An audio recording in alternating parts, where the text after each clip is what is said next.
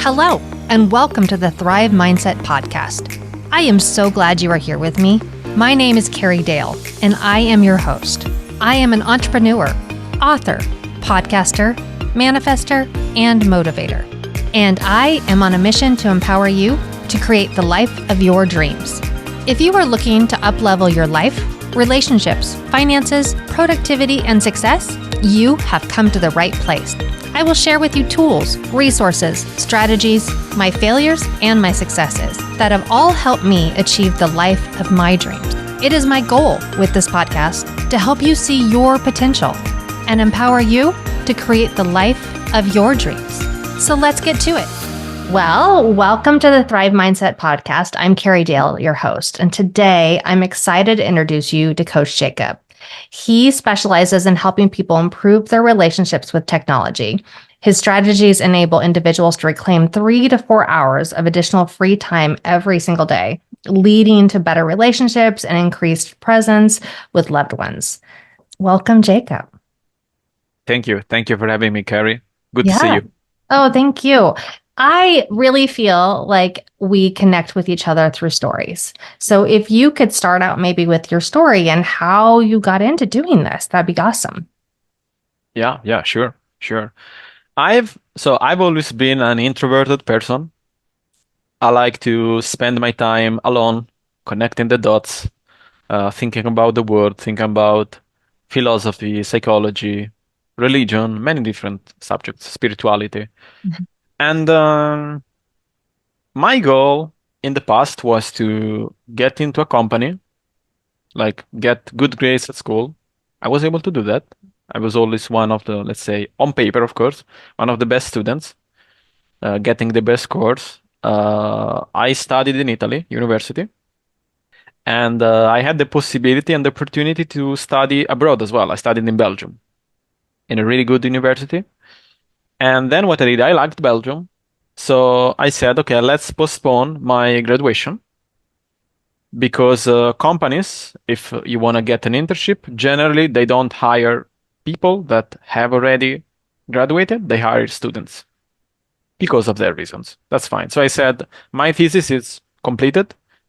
I can just postpone it. Like it's just literally a matter of, am I going to discuss my thesis in October or am I doing it in April? Mm-hmm. The thesis is going to be the same. It's not going to change anything.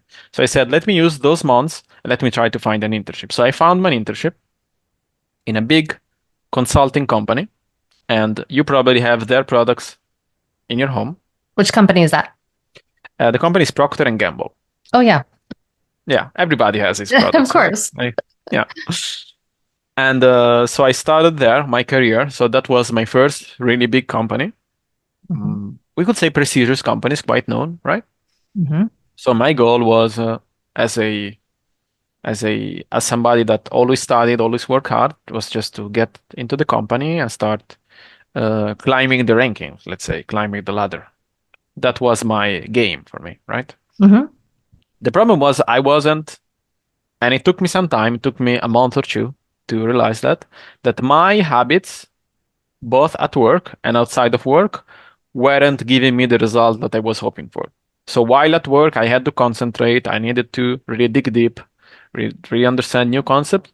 At home, because of exhaustion, because of, again, habits that weren't leading me to the life that I wanted. And with habits, I mean electronics, Okay. devices. Mm-hmm. Using my devices as a way to escape the stress Mm-hmm. related to work. Video games, social media, those were my main ones. You just stay there, you lay in bed, and you think you are relaxing. But what I was actually doing, and I realized that in hindsight, of course, I didn't know that, was I was working out my distraction muscle, my ADHD muscle, my, Mm-hmm. Yeah, you know what I mean? absolutely. Yeah. You were That's not what I was relaxing. doing. It wasn't time down. It was actually time of your mind still going. Mm-hmm. Yeah. I was just distracting myself with something else. That Mm-hmm. means my brain was still working, even though Mm-hmm. it felt it wasn't working. And then that's how I got into the science of dopamine, into the science of why didn't I feel any motivation to work, even though I was sleeping, and then the sleep as well. Why my sleep even though I was sleeping a lot of hours, I didn't feel as energized as I would expect. And it turns out my digital habits, right? Which for me was something normal. I've seen everybody doing it. Like my colleagues, even I was speaking to my colleagues and they were like, yeah, I get home, I just watch a movie, spend time on social media. And for me, they were doing fine. And then after that, I discovered that there was something else going on. There was, I don't know, some people like to drink, for example, and they thought that was okay. I mean, that's their decision. It's not a judgment. It's more on looking at things, looking at inputs, and then looking at outputs. Yeah. It's It's not, self-realization. It's just, yeah, yeah. it's And just, recognizing it is something what in it is. yourself that wasn't working and then how that can move to help somebody else, right? Yeah. Exactly. Precisely. So as I studied more, as I fixed my issues, then I discovered on the web that there were literally communities of thousands of people. I think tens of thousands, maybe hundreds of thousands. Some Mhm. communities are that big of people that had the same issue. I can't stay away from social media. I'm too exhausted. I need dopamine. I need social media. I need whatever, junk food. I need video games. That's the only thing keeping me, let's say, I don't want to say happy because it's not happiness, it's less miserable. That's the right word. Mhm. So I said, okay, this is a problem that I solved, that I'm still studying, that I'm still like uh, you know, diving deep to understand. It's a big problem apparently. A lot of people here are really complaining. And I can see myself in their complaints. So I was already on X, helping people with habits in general. And then I decided, okay, I think I can just dial in, just focus on one thing, one specific thing, which in my case, it's the relationship between the technology and how much we are stressed or burnt out. My last clients were all extremely successful. And when I say extremely, it's when they told me how much money they were making, I was like, I don't even know how many zeros are there. However, they were spending too much time in front of the screen, both for work and not work, and that was frying their dopamine receptors. And also in entrepreneurship, you have these ups and downs of months in which you are like on top of the world, and months in which you're like, what am I doing? Yeah. Should I get a job? Should I go get a job at the company? Maybe. Like you have all these ups and downs, and those are terrible for your dopamine because they're always going up and down, up and down, up and down, and that leads to long-term burnout. In fact, the last client I was talking to, he said, "Oh, it's already his third burnout this year, So and for he those, expects another one." yeah, for those that need to go back to maybe some basics, why don't you explain a little bit about what dopamine does throughout your day and how it impacts you?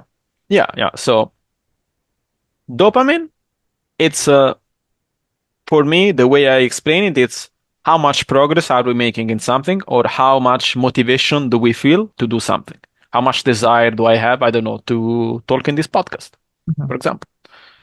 That's dopamine. So imagine a level that goes from 0 to 100. If you have 100 points of dopamine, Mhm. that means your motivation is maximum to do that thing.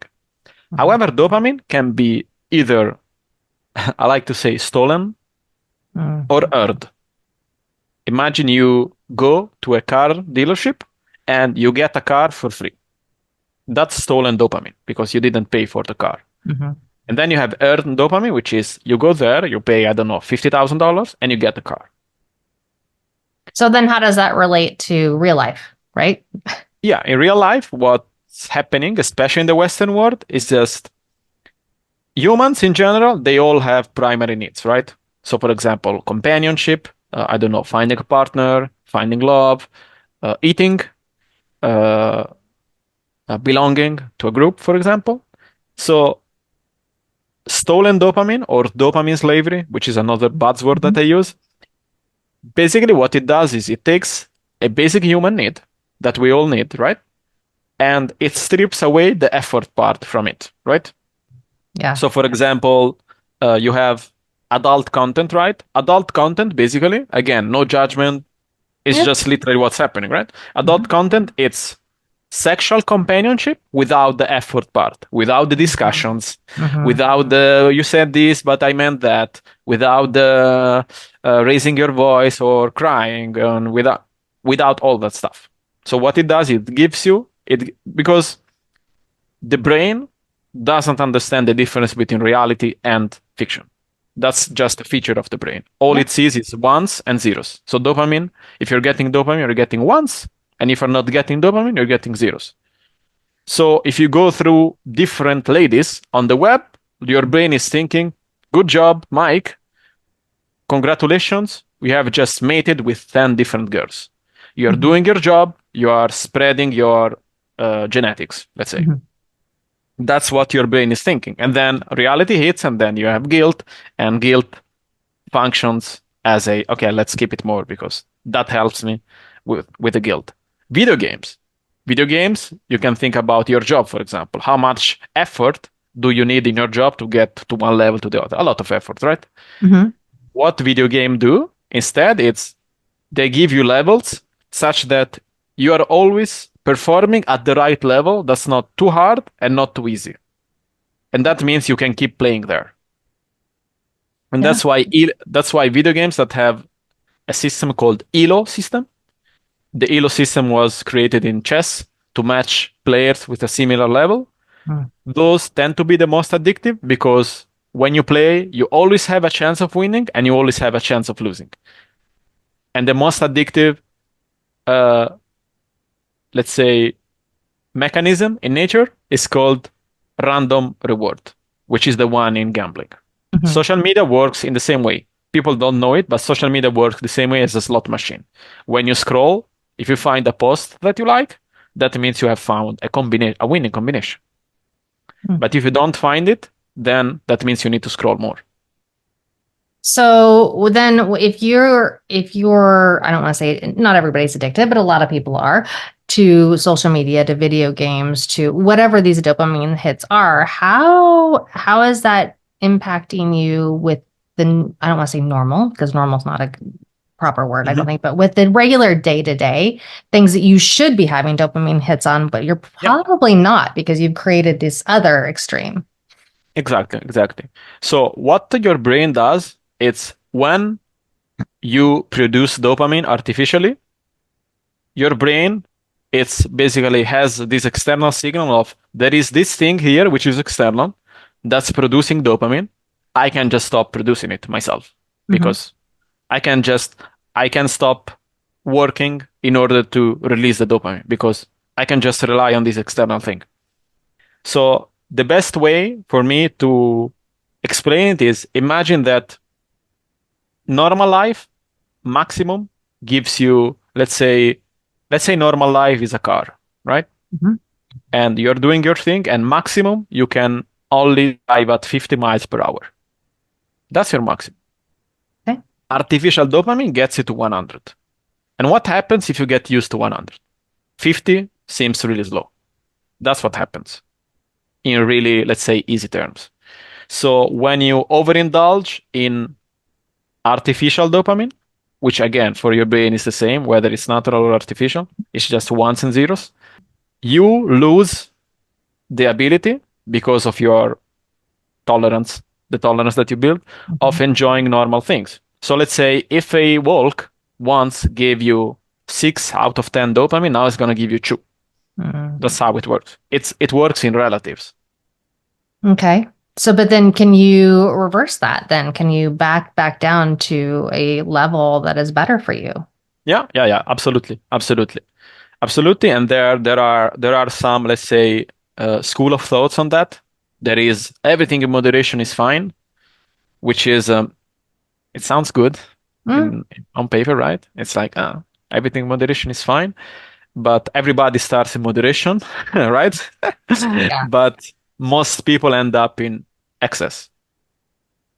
So it's not always the best way. Sometimes the best cure is it's better to avoid something rather than curing it, which Mhm, again, it's not always possible. mhm, Sometimes you find yourself in situation like even children, right? Like children, the problem with children is that they're exposed to some things too early and they don't have the tools to handle it. Yeah. That's the reality. I was just talking to another client the other day, and he told me like I got exposed to this at 10 years old, and I thought it was normal. Everybody was doing it, and I was like, Hmm. that's fine. And Well, I then mean, you I get think to social media is a great yeah, example of that with kids, and they don't understand the reality of not having likes and not everything being perfect. It's tough. yeah. But The then you'll reality have of not having. Uh-huh. adults who will say, "Well, I'm only on it for business." Yeah, yeah, So, yeah. That's true. That's true. That's true. Yeah, yeah, for teenagers, I think it's really dangerous, especially when you follow a certain type of account, you see these perfect bodies, and you look mhm, at yours and you're like, oh, I don't have that. What's wrong mhm, with me? mhm. And then, yeah, you need, like, there is nothing wrong with that as long as you know what are the tricks behind the show. That's what I preach. I don't preach this is bad, you shouldn't do it. I preach this is what it is, this is what's behind. Do you like this? Yeah. But I find it a little bit more fascinating your connection with how do I say this?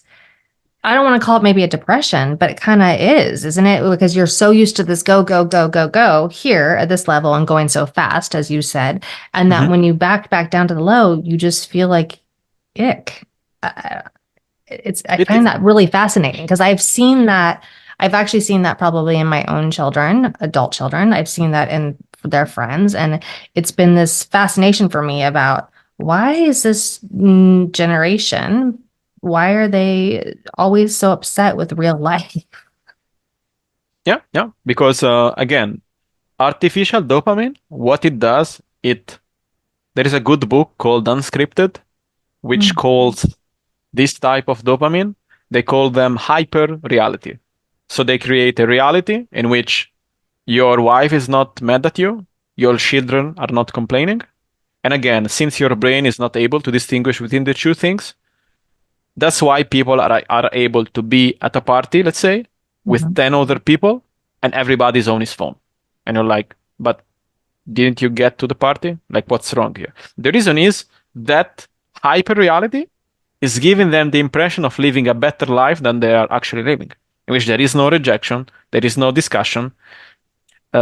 Social media uses different mhm, biases, they're called, to keep people in. And one of them is echo chambers, for example. You will always find someone or a community that's giving you validation. mhm. And this is having a big effect on different types of things, whether you feel this way or you feel another way. Again, here it's not what's wrong or right. Here it's what are the inputs. What Mhm. happens if they tell me that if I feel my nose in doing this, that means, I don't know, I'm a monkey. I'm gonna find a community, I guarantee it, that's gonna tell you you are a monkey, you're not a human. That's how social media works. They are echo chambers to keep you there. If Mhm. you consume conservative content, you're gonna get more conservative content. If you consume liberal content, you're gonna find more liberal content, and you're gonna feel better about yourself because everybody is telling you you're right. Mhm. And then you have many other things. You have comparisons.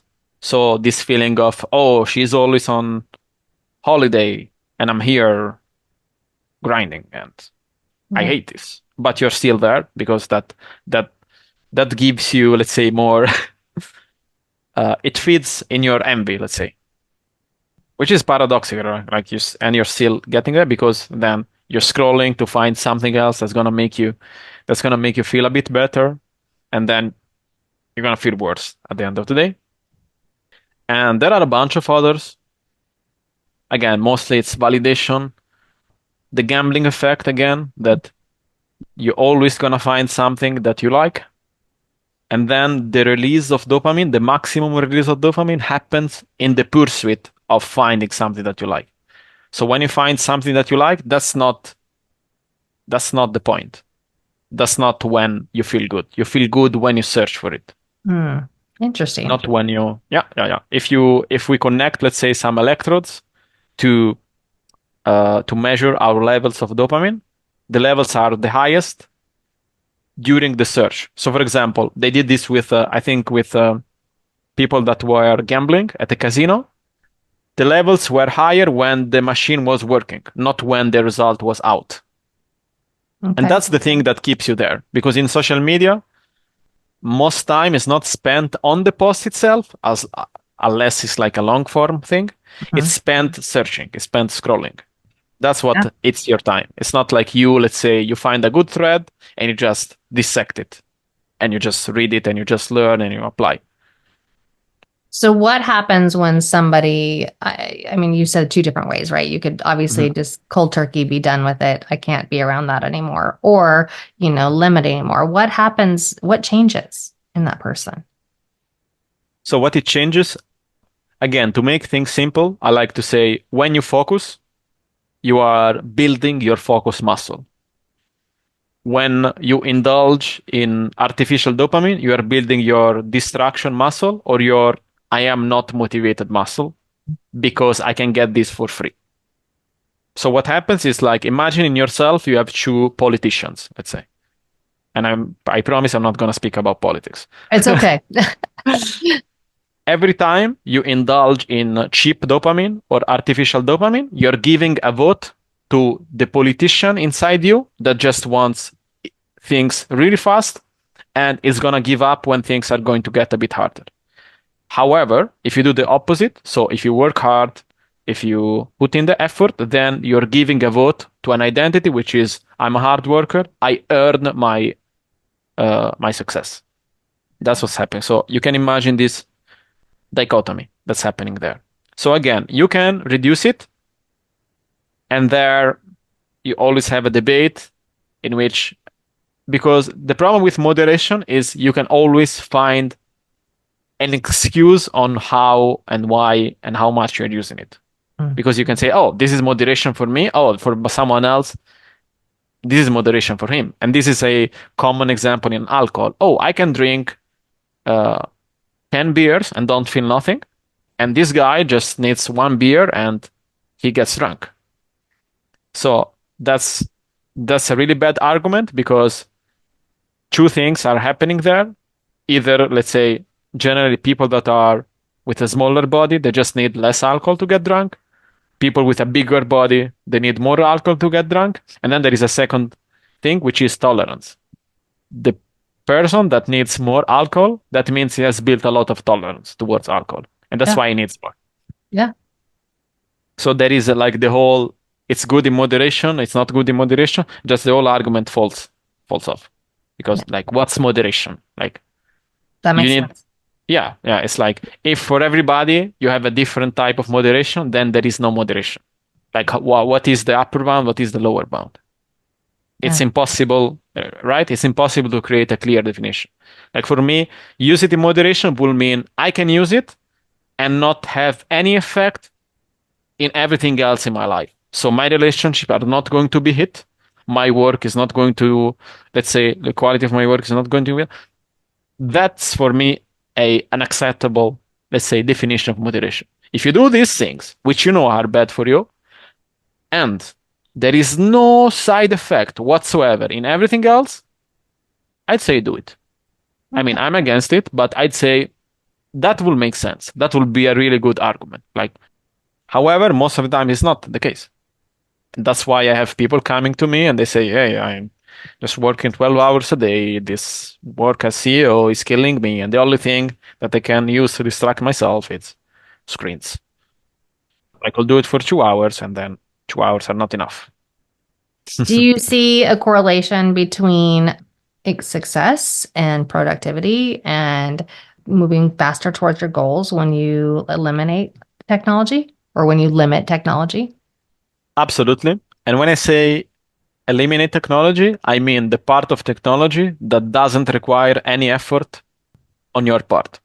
Because again, if you're training yourself to get things without effort, that's going to have an impact in your business. You're not going to be as hungry. You're not going to be as, let me get to this mile faster or let me go the extra mile, Mhm. because that's literally your training. It's not because you lack discipline. Like I was talking to a CEO the other day and he said that my therapist told me I lack discipline.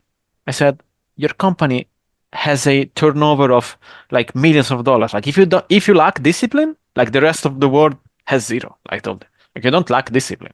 And then we spoke about desire, Mm. which is another big part. Like, Yeah. we are humans and we do things because we desire things, because things are desirable. And I told them, like, if I can create a desire that's much bigger than your desire to look on screens, you will do the other thing. And Yeah. then it's up to me and up to my work to create this condition, which is what I help them do. I Well, help it's a them create great. a purpose. Yeah, go ahead, go ahead, Yeah, go I was ahead. gonna say that's a great way to look at that because I think about it all the time for myself. When I'm slow, when I don't have a lot going on work wise, I waste so much time. Like I waste so much time, and it's I'm not a big technology. Like I'm not sit there and scroll that, but I can waste it. Finding things to clean or things to do around my house. I mean, silly different things. But when I'm busy, I can get so much more done. So it feels Mhm. like the same idea, right? Because you're just not wasting time, but you are. I mean, you've kind of created this lack of motivation until Yeah, you need it, until you have the desire for it. yeah, yeah, exactly, exactly.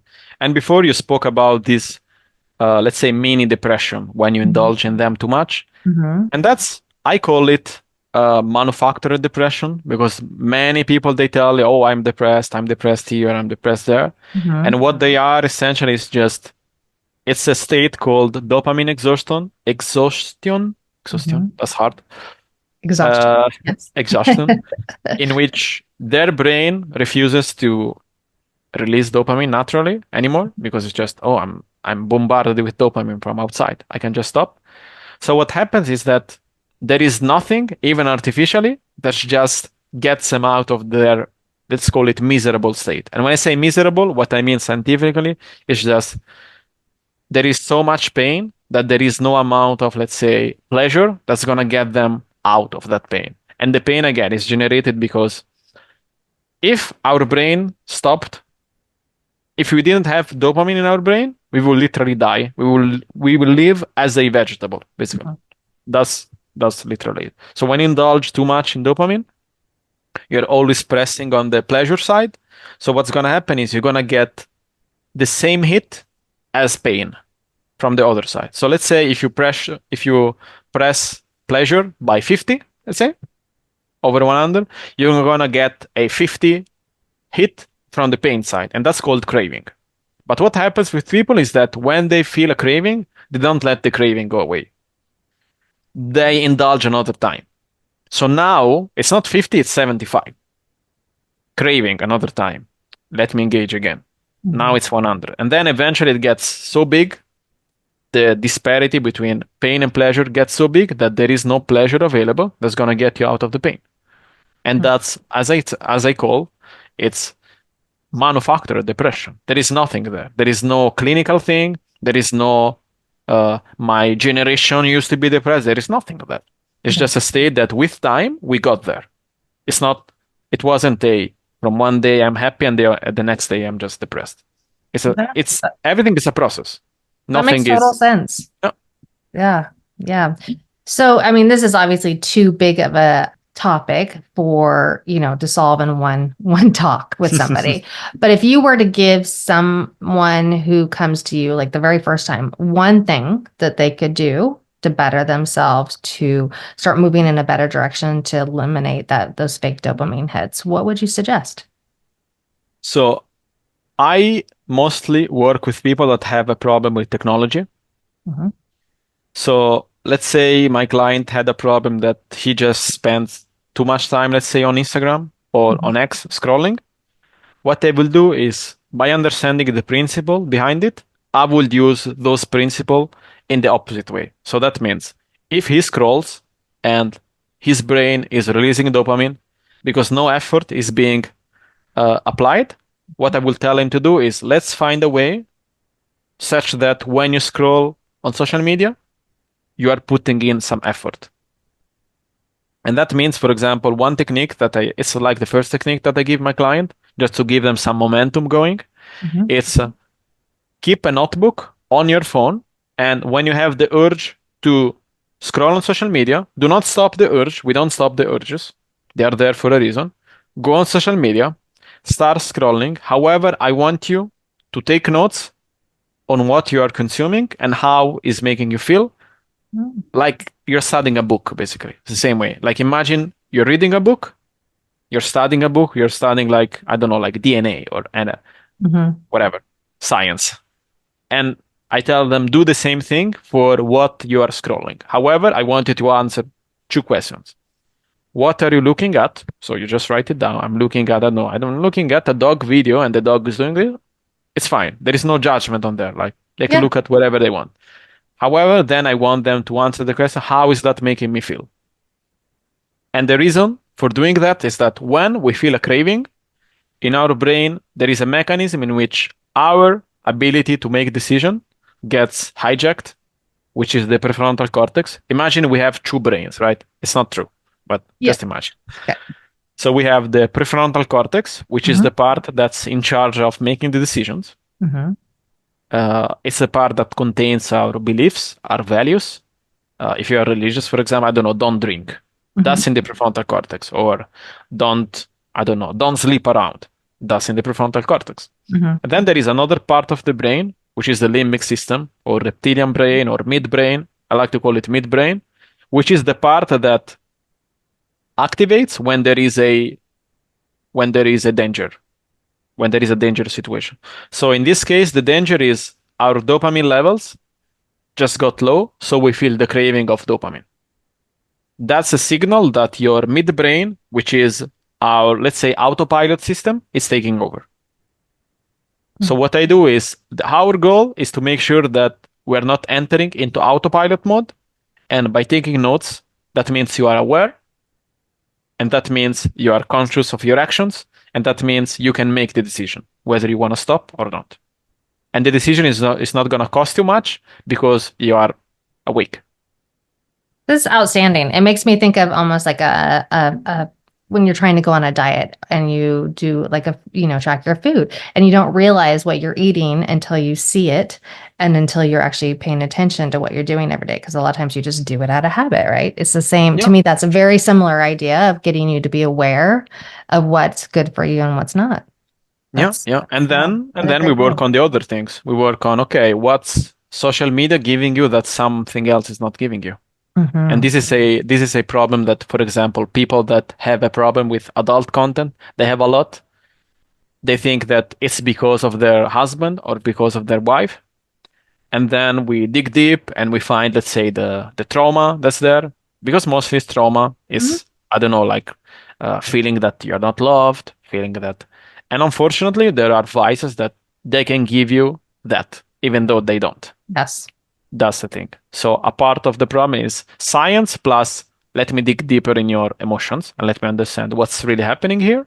And Mm-hmm. let's see if is it a real need or is it a perceived need? Because nobody is born thinking that alcohol is going to solve this problem. Like it's not a program. It's something that we learn with time, Mm-hmm. which by the way, most of these vices start as a way in which we used to, again, primary needs of humans, belonging to a group. Yeah.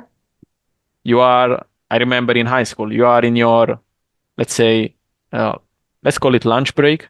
It's like a break. You do like 2 hours of school or 3 hours, and then you have like a 20-minute break. Mm-hmm. And people would smoke. Yeah. And people that weren't smoking, but they were, let's say, friends with these people, they felt they were outsiders if they didn't smoke.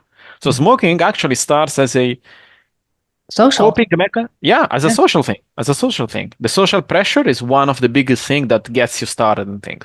And Mm-hmm. then they evolve in something else. Then they become, I smoke because I'm stressed. Mm-hmm. And then there is the whole dopamine game. So you have the dopamine part and you have the emotional part. Those two have to be worked on together. Yeah. Well, this is all fascinating. Tell me, do you have anything coming up, anything you're doing, anything we can share with this audience that they can watch for you and find you? Absolutely. So I'm working on a workshop right now, which is gonna be, I think I'm gonna call it the dopamine matrix, which is gonna show people what is the difference between, let's say, good dopamine, even Mm-hmm. though there is no good or bad dopamine, it's just dopamine that you earn through your Mm-hmm. effort and dopamine that you steal. Mm-hmm.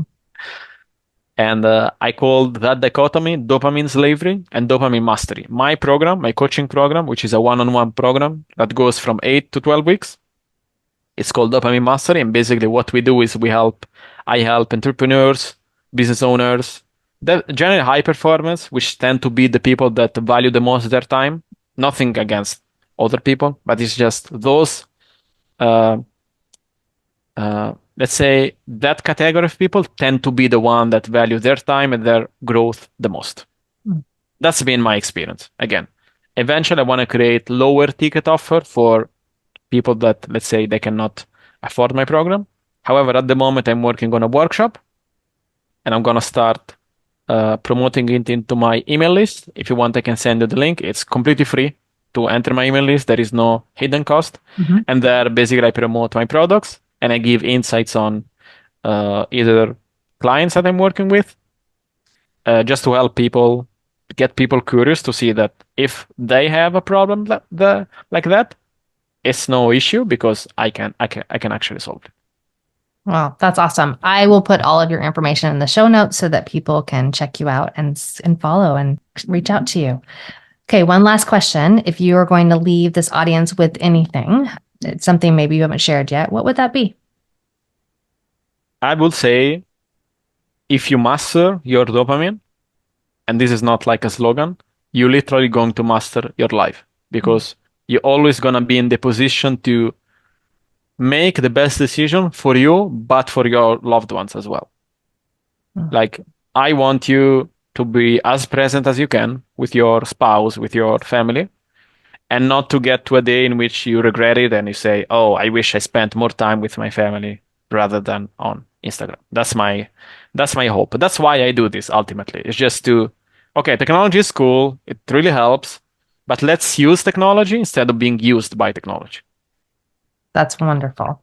Jacob, thank you so much for coming today and meeting with me and sharing all of this. I think you're doing outstanding work, and I think that it's going to change people. So thank you. Thank you. Thank you.